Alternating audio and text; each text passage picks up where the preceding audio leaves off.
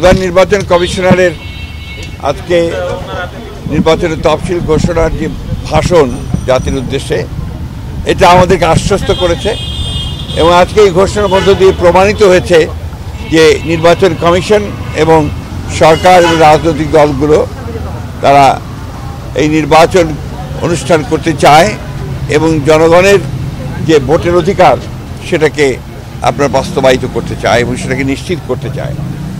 নির্বাচনের যে তফসিল ঘোষণা হয়েছে তাতে আমরা মোটামুটিভাবে সন্তুষ্ট। শব্দের একটা এদিক ওদিক থাকতে পারে, সে বিষয়গুলো আমি খুব বেশি বড় করে দেখি না।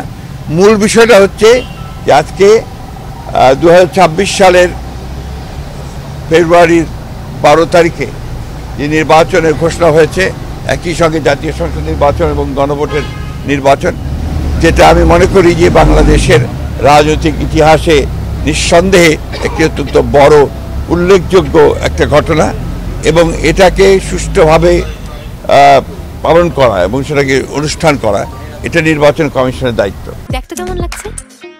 ওরে ক্রিম, ফ্যান্টাস্টিক ওরে ক্রিম বিস্কিট।